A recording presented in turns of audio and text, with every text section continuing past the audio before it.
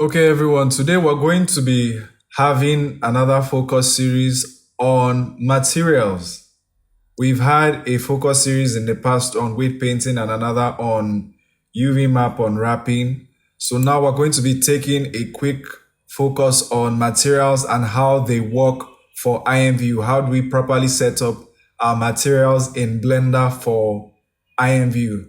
So it should be noted that I am using Blender version 5.0. So some of the things that I present here may not be the exact same in older versions of Blender. You may need to upgrade your version of Blender or look up the ways to adapt some of the processes that we'll be going through here in your own version of Blender. So what is a material? For IMVU, think of it primarily as a placeholder for your textures. Now, outside holding your textures like your diffuse color, your normal map, your emission map, your opacity, and your shininess map, it also defines visual parameters of your mesh or parts of your mesh. So do you want your mesh to have two-sided faces, double-sided? Do you want your mesh to have an artificial rim? Do you want your mesh to use its vertex colors? That's what a material is for IMVU. So I have before me an object, which is this dress that we're going to be using to display how to make materials for IMVU. So the process is very simple. Select your object, then you're going to come to the material, which is the object's material properties. It's here in Blender 5. This window pops up automatically on a default scene, but if it doesn't, it's called the properties window. So with your object selector, you go to the properties window, you go to its material properties, then if it's blank, you're just going to click new to add a new material. But however, if there are already materials there, but you're not sure the source of the materials and you'd like to override those materials, to remove the materials that are pre-existing, all you need to do is select them and then click the minus button. But we're going to be working with this material because we want this new material. Our object came in blank. So we have this object and we just added a material to it. So by Blender standards, we are done. But for IMVU, we need to do something extra. For IMVU, ideally, we need to index our materials. What do I mean by indexing? I mean adding a number in square brackets to the name of our material. So I can call my material whatever I want. I can call it dress underscore mat. Then for IMVU, I must give it a number higher than 10 for its proper material indexing. So I am going to give it 40, for example. And I'm done when it comes to material assignment. So there are some conditions where you might need more than one material. I'll discuss those briefly. But on the subject of material IDs, it isn't necessarily a must that you should have an ID beside your material name. However, this gives you control over the material IDs because should you export this object with materials that do not have IDs, what IMVU is going to do when you eventually import it, either using FBX or Cal3D, is IMVU is going to auto-assign material IDs for different parts of your mesh if you have multiple materials. And that, in a few instances, is not something to be worried about. But when it comes to instances where you're deriving from something that already has those IDs that IMVU will assign to you, then you're going to run into issues of your imported materials IDs clashing with the pre-existing IDs. So generally, it's best to index your materials yourself, which is the process of putting the number in square brackets beside the name. So it's square brackets open, then a number higher than 10. Usually I recommend higher than 40. Then you put the number and then you close it with the square bracket close. Now, the instances where you would have more than one material. So basically, having more than one material is a subjective process, but I can show you one instance where you would be compelled to have more than one material. So this mesh we have here is a dress mesh. We're going to come to UV editing to look at the UV. So this is the UV. Now, for IMVU, the max resolution of textures that can be within a material is 512 pixels by 512 pixels. So that is height and width. The max can be 512 pixels. In many instances, that size can work, but for larger projects that require detail, it may not work. So let's look at a way to check if our mesh will need more than one material to bring out the details in it. So we're going to go to our shading tab now. Okay, so we're in our shading tab now. This is our material, and then this is the materials principled BSDF. So how do we test if our mesh is going to be fine with just one material in terms of texture quality? The way to test if our mesh will suffice with just one texture is we can come here in our node editor. Then we're going to press Shift A. We're going to type IMA. Then we're going to see image texture. So we're going to click image texture. Then we connect that to the material's base color. Now it's black because there isn't an image connected to it. So what we want is we want to click new. Then we're just going to call this UV test. Then, as I've said, IMVU's max resolution is 512 square pixels. So I'm going to select the two of them, then type 512. Then I press enter. Then the color doesn't matter. What matters is the generated type. We're going to change this from blank to UV grid. We can also change it to color grid, but UV grid or color grid is what we want because that's going to give us the true representation of how much quality we are compromising on depending on the number of materials we're going to use. So let's select color grid. Then I'm going to click on new image. So you can see the numbers are rather big. This tells us how much stretching is going into our texture. So should we use one image across this? This tells us that we're going to have a bit of low quality. So because you can see how blurry the edges of the number 2 are, how blurry the edges of the number 1 are. They aren't overly blurry, of course, but if this were a larger object, this would be a much more prominent issue. So the solution therein is you can create more than one material. I can add with the plus sign. Then I can give it a new name, dress mat 2. Then no two materials should have the same ID. So I'm going to give this one 41 as its ID, putting it within the square brackets. Then I am going to assign some parts of my mesh to it. So how do I do that? I'm going to tab into edit mode. I'm going to press Alt A to deselect everything in case some things are selected in your case. Then I am going to hover with face select. Make sure your select mode is on face select. Then I'm going to hover over the parts of my mesh I want assigned. But before I do this, I need to make sure that my seams have been marked. All right, so you can either manually mark your seams or do that in UV editing. I'm going to hover over the parts of the mesh that I want assigned to this material. Hover over them, then press L with face select. Then press L because I want this and also maybe this assigned to this. So that now if I do an inverse with Ctrl I, then I pack islands again. you will see that we have a little bit more detail. That one isn't so big now.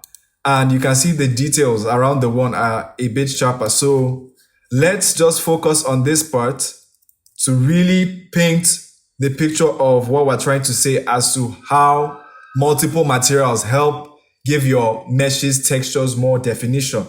So I'm going to use L to select just this part. Then I'm going to bring it to the center, then scale it up.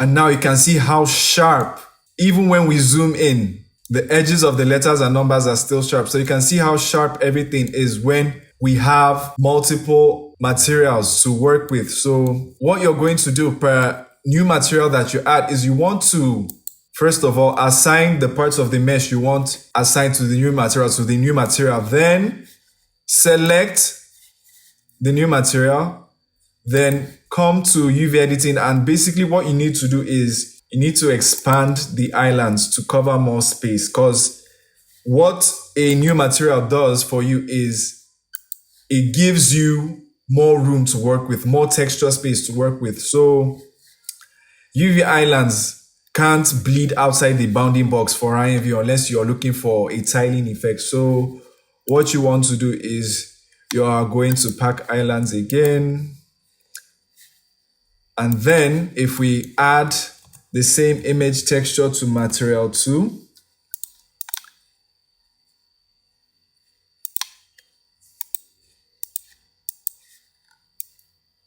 you'll see we equally have sharp textures at the back. So that's just an instance where you would be compelled to have multiple materials on one object. Of course, you can assign as many materials as you want to your object. Just make sure that they have their islands in positions that are not overlapping, because they can only overlap when you do not plan on baking or the textures support them overlapping. So let's say you just want one pattern running across everything, then everything can overlap each other in your UV editing. So I already have an example done already. If you're wondering how my materials have these colors, that is because of the viewport display color property here, still within the material properties tab. So you scroll down, select the material, and then change the viewport display color, because what that does is it helps us with a bit of contrast between the object beneath and then the object that we're working on. So I highly recommend changing your materials individual viewport display colors. Then another thing that's important to note for IMVU is that when it comes to image textures, IMVU currently supports 5. The 5 are your diffuse color, your opacity, your shine, your normal, and your emission. How are those represented in Blender? Because they are actually represented in Blender. So you can see now that here in my shading tab, I've already imported my textures. For your diffuse, you connect it to your base color. How do you even import these textures? First of all, you're going to press Shift plus A, image texture. You're going to click new or open, rather in this case, and then it's going to point you to the image that you want. So I'm just going to delete that because I've already done that here. So you're going to do it for all your maps. However, we talked about the Node Wrangler add-on. If you do have the Node Wrangler add-on, all you need to do is select your principled BSDF, Ctrl-Shift-T, select all your textures, and then they will automatically connect to their respective sockets. So for your diffuse color, the part of your principled BSDF that answers to your diffuse color in IMVU is the base color. So your diffuse, you connect that image to your base color. You connect your shine to your specular. However, with the FBX export, this doesn't work. But your shine, you connect it to the specular. Specifically, you connect that to the IOR level of your specular. For those of us using newer versions of Blender, the older versions of Blender just call this specular directly, not the tint, okay? Then for the normal, you connect it first to a normal map node. Then you connect it to the normal node of your principal BSDF. So you repeat these steps for all materials you may add. In this products case, I used 4 materials. Then once that's set up, you can now export your mesh to IMVU using either the FBX export or the process that I recommend, the Cal3D export. And why am I now going out on a limb to recommend Cal3D? Just a bit of context, I made some efforts towards revamping the Cal3D add-on that used to work for Blender 2.6 and below. Now should work properly for Blender 5 and above. So why am I now recommending it? The thing is, I haven't been able to get an export process with the FBX process that correctly imports my specular or my shine into IMVU without me having to manually upload the shine maps. However, because of the Cal3D, I was careful to embed that within the coding. When you export your mesh as Cal3D using the add-on linked in the description, the Cal3D add-on linked in the description, then all your maps, normal, diffuse color, opacity, they will all come directly into IMVU Studio without you needing to upload any of them manually. So for that purpose, I do recommend using the Cal3D add-on to export. So how do we export? This is a rigged mesh in my case, but depending on the kind of mesh you want, you may not need to do this exact export process. So in my case, what I need to do is I need to first select my mesh, then select my armature. Then I'm going to come to File, Export. Then I'll be using IMVU Cal3D export in my case, okay? Then what I want is to export just the XMF and XRF. The XMF is the mesh, the XRF is the materials. Now XAF and XPF speak to actions and XSF speaks to skeleton, which in this case we do not need. So I'm just going to select the XMF and XRF. Then the scale, I want to bump that up to 100. And I want to check copy textures so that the textures get to the destination folder that I'm working on so that I don't have to look up for my textures separately. Then I am going to click Export IMVU Cal3D. So now let's go to IMVU Studio. So we're in IMVU Studio now. To import our assets, what we need to do is we need to come here and then we're going to click Import Asset. Then we navigate to the folder and select all the assets inclusive of the XMF, the XRF, and all the image textures. Then we click Open with everything selected. And then everything just pours down. Then to set up our mesh in IMVU, we need to click the plus sign, give it the ID that we want, which in this case is 5. This is a dress. So I need to just click 5 here, then add. Then I'm going to come here to select the asset, which is this.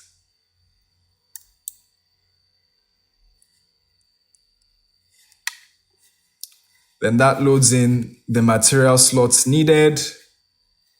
Then I'll come to the material tab and then set up the XRFs. So this is the reason why I recommend using the Cal3D. You can see I'm in material ID 40 now because we named our materials properly. So what I'm going to do now is I'm going to come. Then once I click the first material, the one that reads 40, you can see all my textures load automatically. With the FBX, I haven't been able to get this in automatically. I usually have to upload the shininess map manually.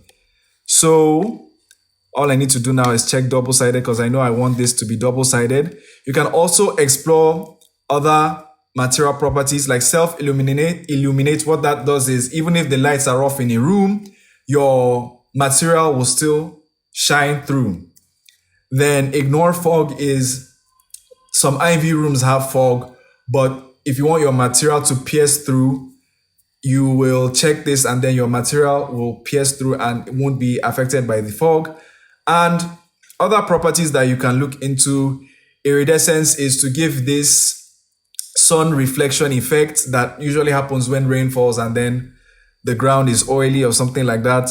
Then convex reflections has to deal with reflective materials. Convex reflections, as the name implies, artificial rim gives it an effect similar to AO.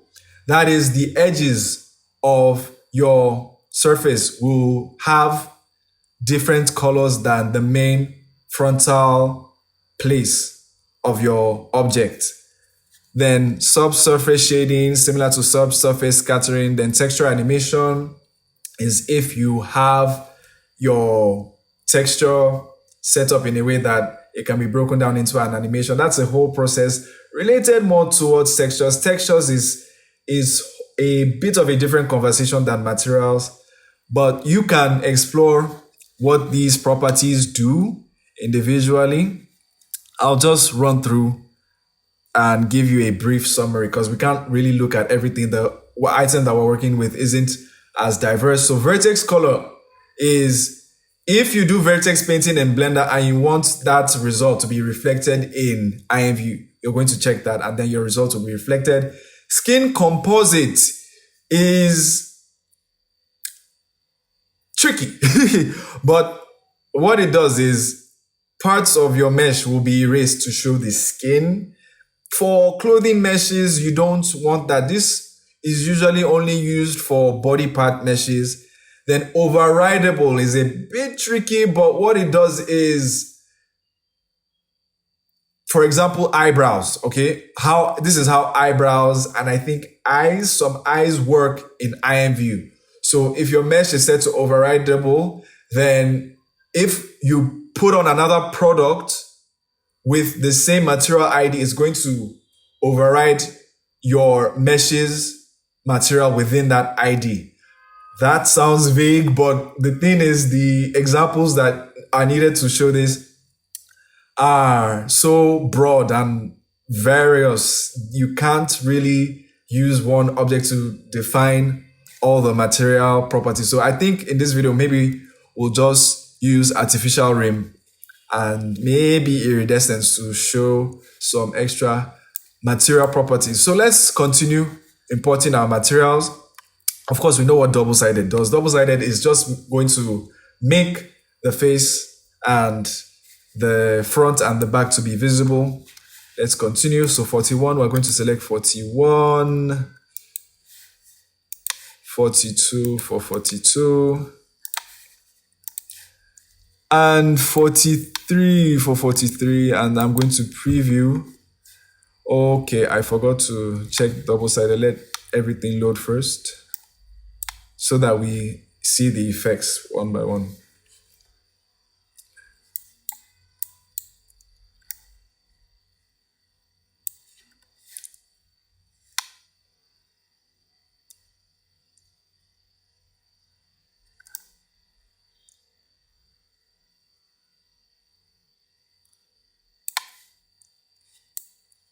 Okay, so this is our mesh. So now let's see double-sided in action. I happen to know that this material is 43. That's the sleeve material. So once I click double-sided and I click preview, you're going to see the inner edges will be visible. Yep. So that's what double-sided does. Then self-illuminate and ignore fog. These are more visible in rooms with fog. I don't have any rooms handy that would display that properly. Then we didn't do vertex painting, but should you do vertex painting in Blender and you want that result, you're going to check this.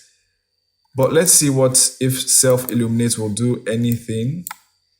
I doubt it will. It may.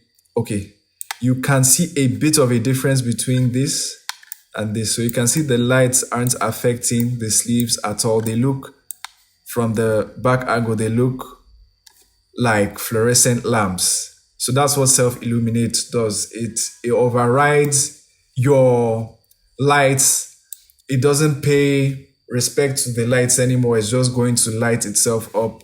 And not in the sense that it's going to light itself up the way emission does, but it's going to not be affected by light. That's just what it means. I'm going to uncheck that now. Let's look at artificial rim. So when you check artificial rim, you have two options. Your source can be ambient or you can be a color. So let's look at the ambient preview.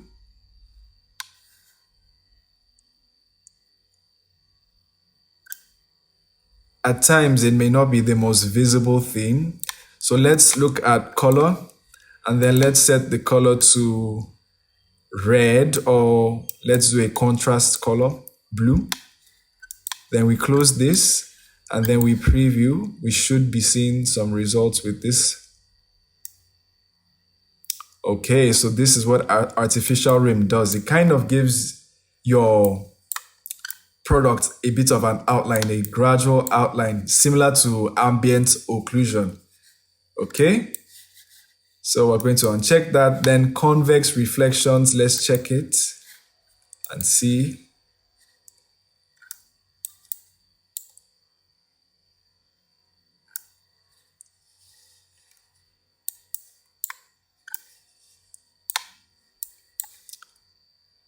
Okay, nothing to stand out in this mesh's case.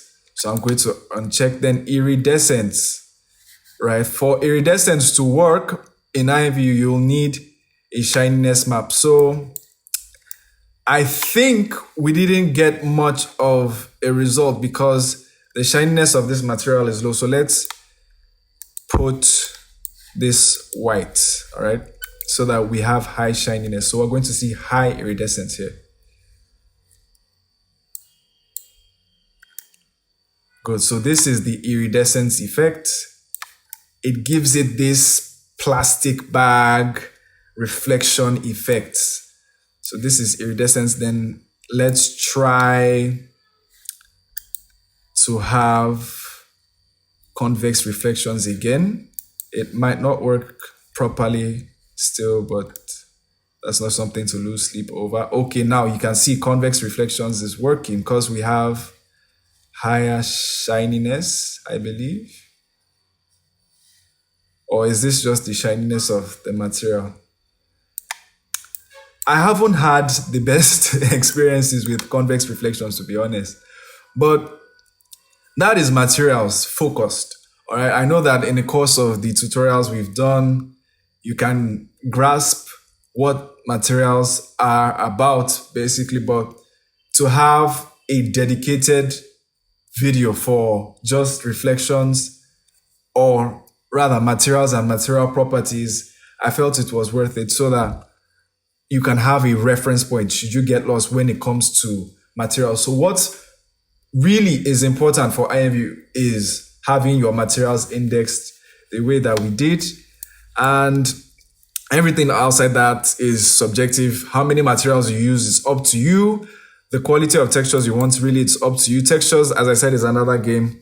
Maybe that would be a topic for another focus series in the future. But for now, yeah, reflections covered. So let's have a look at other properties.